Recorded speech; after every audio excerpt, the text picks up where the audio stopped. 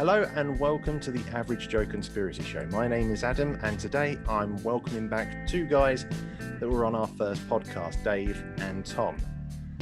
So the rules are simple. If you've never seen this before, Dave will be bringing a conspiracy to the table and it'll be down to Thom and myself to work out if there's anything to it or if it's a load of Angela Merkel.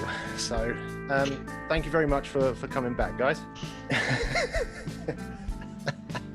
So we'll start off with Thom. So how do you feel like your last experience went? Yeah, I really enjoyed it last time. It was nice to see the outcome. It was a really good show. I really enjoyed it, so I'm happy to come back and listen to Dave this time. The amount of people that watched the episode afterwards and said that they had no clue about all the bits and pieces. So we might be educating people here, you know.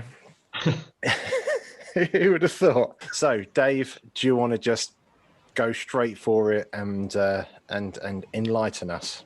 Okay, well, I thought what I would do is something on Osama bin Laden, but it was because of lots of different things, lots of different ideas, but I was going to cover a couple of the theories surrounding his death, whether it was exactly as portrayed or not. So shall we discuss the White House narrative? What is the official narrative of what happened that day? Supposedly, he was killed during a raid by the Navy SEALs in Abbottabad in Pakistan in May 2011.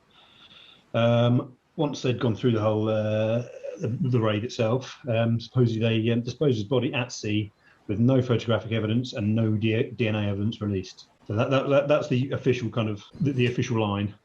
Okay. Which theory are you going to start off with? Some suggestions are that he was actually killed in 2001 in the mountains in Afghanistan. Okay. So not long after the attacks on the World Trade Center. Where does this come from? There's a few people. There's a State Department official. I can't pronounce his surname, but it's Dr. Steve Peasenik or something like that. Who has suggested that he suffered from Marfan syndrome, which is a genetic mutation that affects proteins keeping your body tissues together, which is why he seemed quite long and drawn out, long sort of extended limbs. And he suggests that actually killed him in 2001. He says that the CIA doctors had treated Osama bin Laden for Marfan, because obviously we sort of worked with them in the sort of 80s and 90s in Afghanistan, didn't he? So yeah. Yeah, so that was a claim from him. So who is this guy again? It's just as he's a State Department official. Yeah, it's not supported anywhere officially within the. I don't think so. Although there's no definitive test for Marfan syndrome, you tend to find that they exhibit similar sort of, well, not tendencies, how they look. So long, thin, lanky, spidery fingers, curved spines, that sort of thing. He was a lanky bugger, weren't he? I think he was the same height as me, 6'4". He didn't fill out as well as you, though, did he? He was a bit scrawny, scraggly, wasn't he? You know what? If Afghanistan had a rugby team, they probably do. To be fair, I don't know. They probably do. Quite a good one, yeah. I'd say quite a good one in the grand scheme of things. But yeah. I mean, I looked into this. I looked into this when you told me what you were doing, and there's just so many different, not just theories, so many like governments have just come out. I mean, Donald Trump come out in 2020 and said it hadn't happened. One of the suggestions for them kind of covering it up and saying that he didn't die then is because obviously they wanted to keep the war on terror fresh in people's mind. They wanted to encourage support for it to kind of keep things going. So I mean, if he died straight off the bat in 3 months after the attacks on the World Trade Center, it would probably have kind of fizzled out. But because Al Qaeda, days after Obama announced that they had killed him, Al Qaeda acknowledged and released an official report of an official sort of statement online, didn't they? So according to this conspiracy, that would mean that they've kept it alive and kept it alive and kept it alive and got to that point where they're like, oh, sod it, yeah, we'll give them this one. Actually, it potentially wouldn't have been in their best interest to have said, yeah, he's dead, because he was their big figurehead, wasn't he? So, I mean, and there's been lots of other theories about him having various body doubles, which I can probably get behind. I suspect he did. But I remember as a young lad, but still watching some of the things on the news and seeing the crude VHS tapes coming out. And I would think that doesn't look like him at all. Sometimes he's got a completely grey beard, and then sometimes he's a lot skinnier with a really dark beard. And even one of the Navy SEALs, in his book, he states that when they had to confirm with the survivors there and say, who is this guy? And they said, Bin Laden. Even the SEAL said he looked a lot younger and also had a completely black beard, where the last footage they'd seen, he'd had greyish beard. But you would say that, wouldn't you? A lot of blokes just smashed your front door in and shot someone and said, is that Bin Laden? You wouldn't go, no, keep looking, mate. Have a scout around a bit more. Yeah, you're bound to hit him in a minute. yeah, that's him. Go away now. Yeah. The problem is, though, that with the official accounts, a lot of them were contradicting at the time, apparently. Yeah. So evidently the official story changed and directly contradicted previous accounts. So it's just little details they hadn't quite, evidently some images had appeared in Pakistan TV, supposedly showing his body, but they were quite quickly exposed as fake. So yeah, not before the British press had published them, though, was it? Well, no, that's it. Yeah, so they got all blasted out, but yeah. So evidently the Obama administration considered releasing photos, but decided against it in case they were too graphic or they would inspire retaliation. One, I don't necessarily believe that, simply because they film all these things and they don't really care about graphicness. The strangest thing for me is that there was apparently a 25-minute blackout when they went into the compound. Right. All the cameras, all the communications just stopped working. Oh, really? For 25 minutes until they came out. Oh, because I know that Obama or the Obama administration with their security team were watching live, weren't they? Yeah. So when the stealth Black Hawk chopper scraped the wall on the way in and knackered it, they were all sort of like panicking, weren't they? They were. When it comes to American Special Forces and Black Hawks, they're not exactly known for pilots. In all defence to the pilot, they didn't take into consideration the lift or downward force. Yeah. Let's kind of break this down slightly. We have a conspiracy that Bin Laden was killed in 2001, but the problem is with that is that the government would have had to have known about that, because they took the DNA test from Bin Laden. Yeah. And they cross-checked it with family and relatives, didn't they? Yep. Well, there is a particular theory about that as well, in that essentially they kept him on ice to release it at a favourable time for the administration. Oh, really? All the stuff I've found online says they didn't take any DNA. There was none taken in Pakistan for the official line. There was no DNA evidence, no nothing of that. But as I was saying, one of the theories is that he was killed after a raid in Tora Bora, well before 2011, and that his body was frozen, and it was going to be held until, I know this is a bit bonkers one, until a reasonable time for it to be released. But the times listed as appropriate times to release it would be to include not clashing with the wedding of Prince William and Kate Middleton, or knocking an episode of Celebrity Apprentice off air so that President Obama could basically stick his fingers up at Trump. So that one falls down a little bit fairly swiftly. I can understand the reasons why Al Qaeda would want to keep the fire that is Osama bin Laden alive, especially after the World Trade Centers and everything. They'd want to keep that movement moving forward. Why would America want to, as you said, freeze a body or stage anything like that? What would be in their advantage? What, staging the one in 2011, the official one, or? I think in general, I think the suggestion is that they were kind of saying he was still alive, because that then kept a figure of hate that everyone could sort of direct their hatred towards. Yeah, well, the thing is, war makes money. You know, in Afghanistan, there's plenty of oil and stuff in there. They. Yeah. It's all money in the bank for the Americans to be at war with someone like that. I mean, there's a few other things as well, in that one of them being that Osama bin Laden was actually still a CIA operative. One of the suggestions is that he was a CIA asset, and that the raid in 2011 was essentially just so that he could retire. So the Americans have gone in, they've said, "Oh yeah, we've killed him, and now he can disappear off the face of the earth and not have to be bothered again." Ah, okay. Did you see the one that he died before 9/11? I've not seen that one, no. Renal failure. That was another one of the suggestions. Quite widely known that he had bad kidneys and was on dialysis. Yeah, that was another one that was sort of put about with the same time as the Marfan syndrome one as well. I find it quite strange with these ones that it's not just people on the internet or David Icke or going on. You know, there's one here was a Canadian MP said on a CBC television program where, yeah, you won't see any pictures of it because it didn't happen. Yeah. Well, there's also I've never heard of him myself, but a chap called Seymour Hersh, who's an investigative journalist, fairly well-known one. He alleged that Pakistan's ISI, presumably that's their security forces, captured him in 2006 and used him as leverage to operate in Afghanistan, and then sort of sold him to the Americans after they'd sort of been done with him. So this story is quite strange because Seymour Hersh's narrative is that Pakistan kept Osama bin Laden, and it was a Pakistani defector who sold the information to the US for a sum of £25 million, with the Pakistani forces being well aware.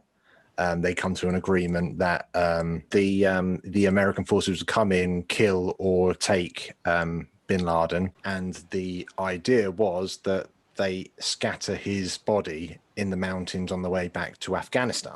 Days or weeks later, the Americans would come across the body, doing a DNA test and go, "Oh, look what we found," and the whole operation would be secret. However, Obama came out X amount of hours later saying that we've got him, and the Pakistani government were like, "What? That's not the plan. You were supposed to come out in a week's time and it's supposed to be." They're like, "No, we dumped him at sea, and that was that." So he wrote a full book on it, didn't he? It started off as a 10,000-page essay.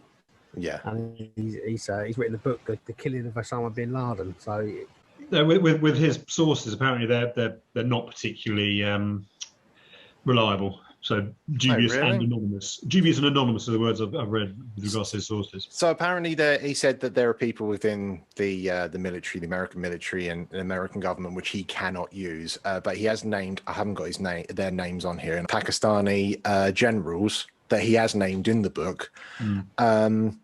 And let's face it, he has quite a reputation under his belt.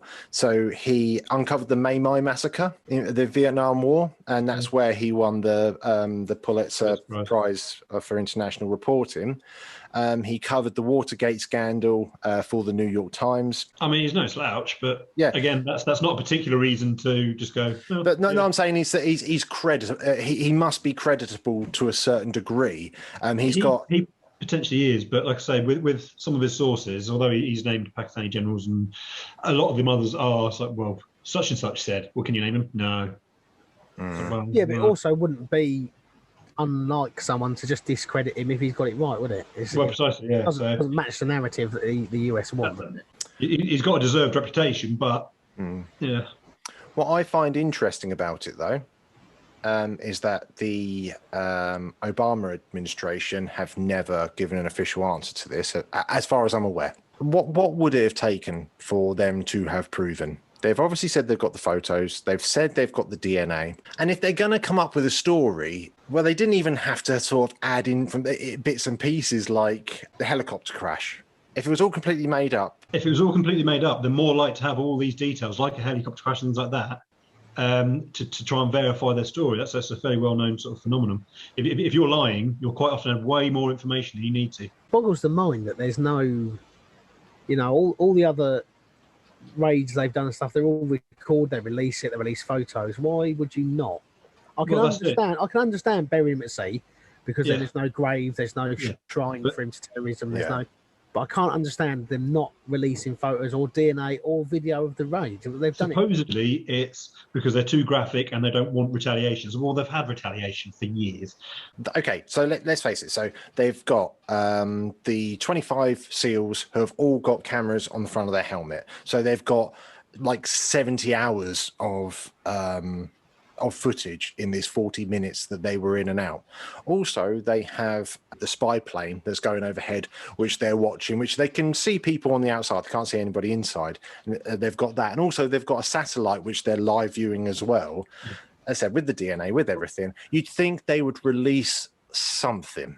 I'll tell you why I think they haven't. Because I think that he was actually killed in 2011 in that raid. But what he's done is he's surrendered and they've shot him, which is execution and therefore illegal. But I suppose the defence for that would be, how do they know that he wasn't armed? At the end of the day, they've had they've taken fire, or they've had individuals fire against them. Yeah. They're going into a hostile environment. They don't know that as soon as they open the door of the bedroom, even though that's conflicting where he actually was shot, Yeah. the bedroom was out, the bedroom, everything. They could say, right, put him down, because he could be wearing or he could have a grenade in his hand, could a number of things. So I think that could be justified if he didn't have a weapon in his hand. Well, I think what's happened is they've known he's unarmed. They've known that he's he might even be injured on the floor, and someone's gone on and put a couple of bullets in him just to make sure. That wouldn't stop them releasing a photo, would it?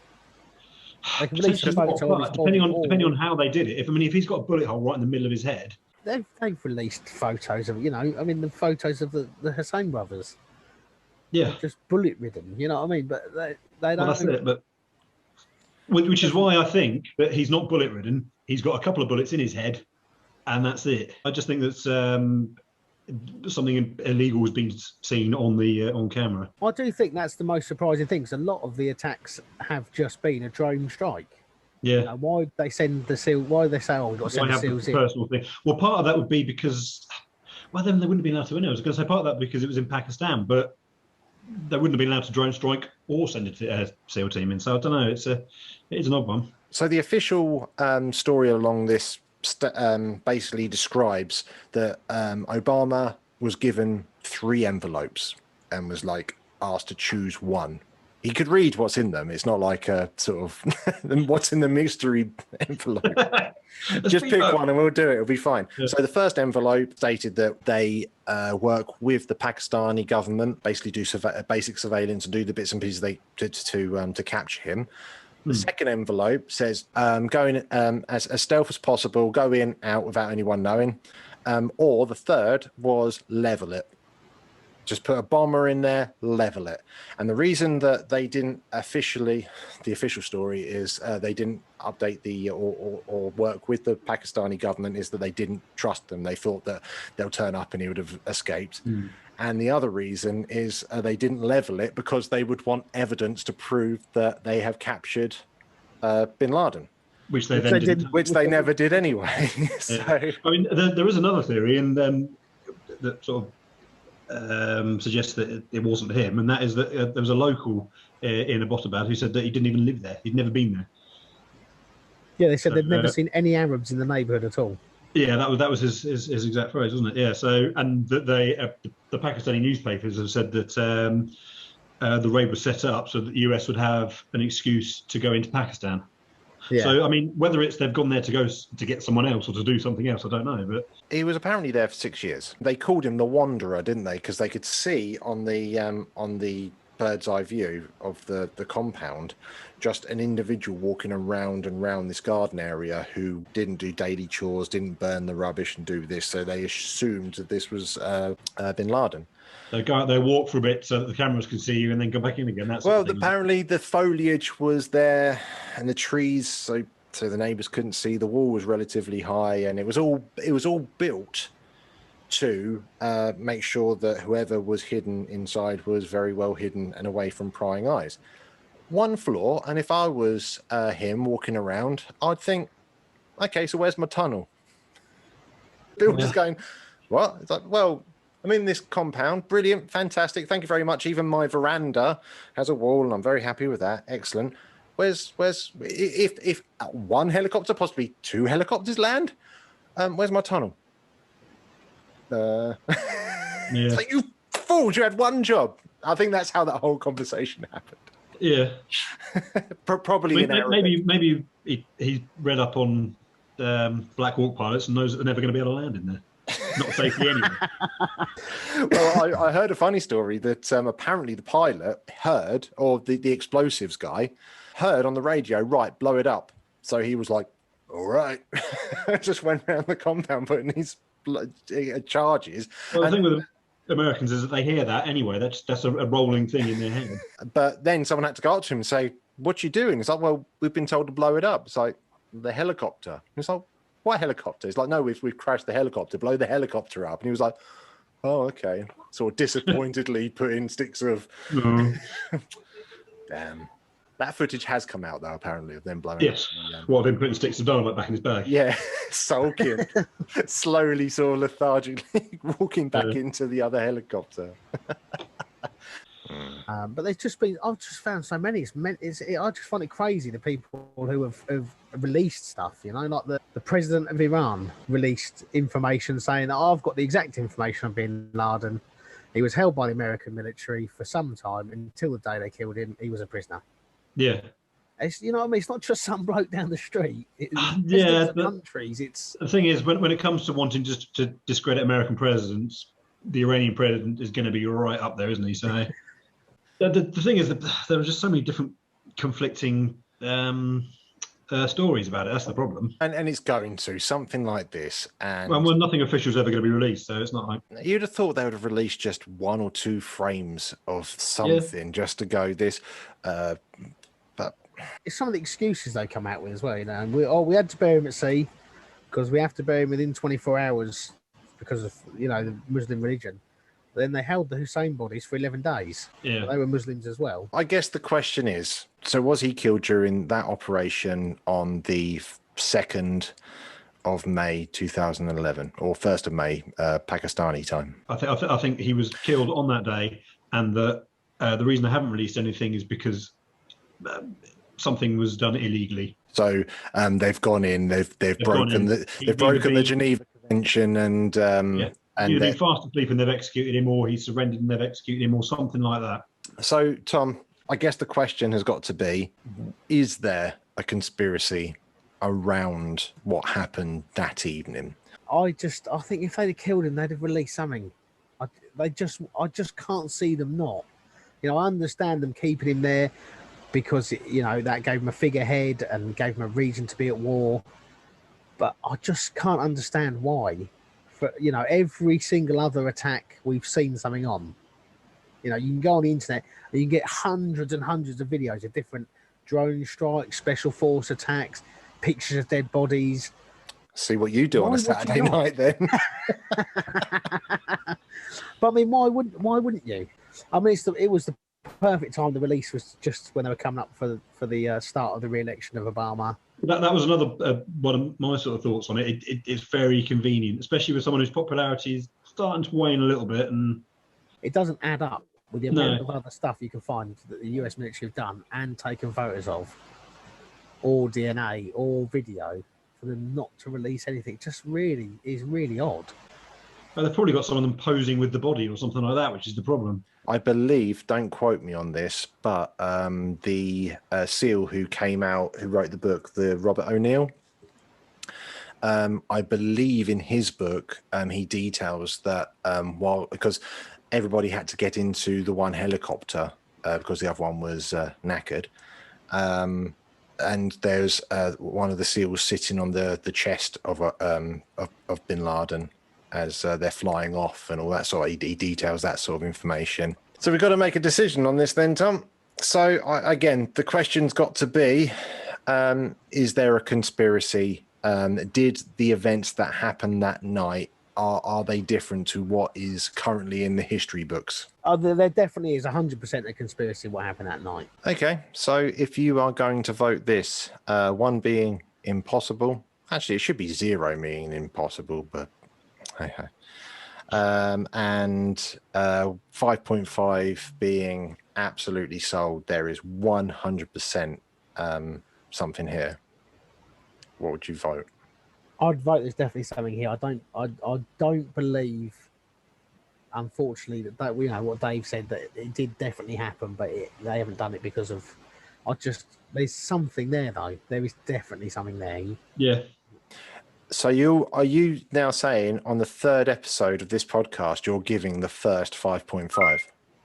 I can't see anyone can think there's not something in this story. My view is that I've watched a few of the documentaries, and I've watched the interview with Robert O'Neill, and I believe that he's a SEAL, and I believe, and just him describing the story bits and pieces, I genuinely believe that somebody who he at least believes is Osama bin Laden died.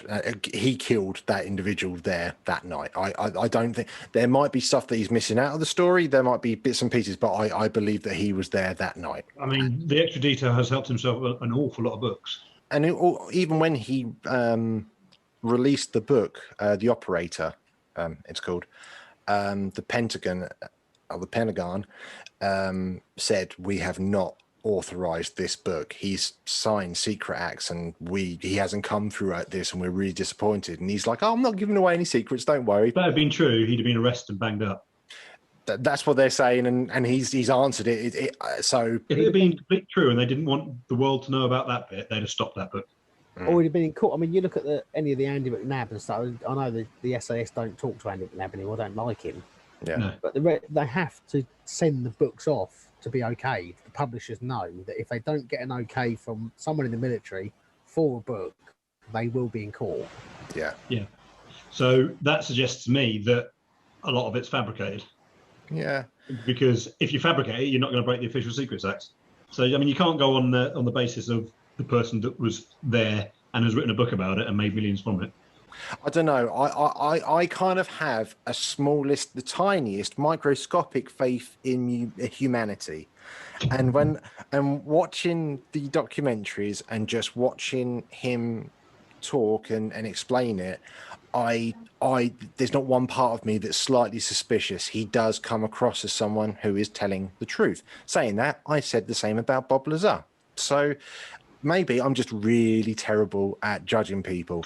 I certainly think that there is something here. There's and if any story is correct, of which we've discussed tonight, it's got to be the Seymour Hersh. That, if anything, I think there's an element of truth to what he's saying. Maybe not all of it, but an element.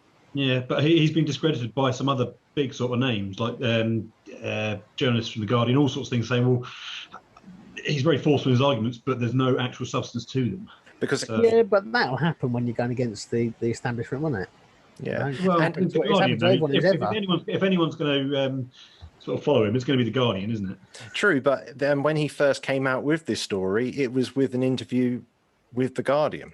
When he first released this information saying, actually, this is a load of Prince Andrew, they were like, so because of that, my score is going to be not as generous as Tom's, but a 3.5. Well, I think I 100% believe something, but I'm going to give it too low. It's too low. I don't give away points like Smarties, so that gives you an overall score of 9, which registers on the Average Joe Conspiracy Show gauge as incredibly likely. Impressive score. Thank you very much. What are your thoughts on that? That's fair, I think. That's. I don't think there's any way you can look at it and say, nah, that happened exactly as they said it did. Thank you both again for this today. I think it's been a really interesting chat, and again, come back with something new on a later date, and I'll be happy to mull it over with you both. So again, thank you very much. Cool. Thank you. Brilliant. Thanks a lot, buddy. If you like what you've seen today, please like, share and subscribe, and thank you so much for watching.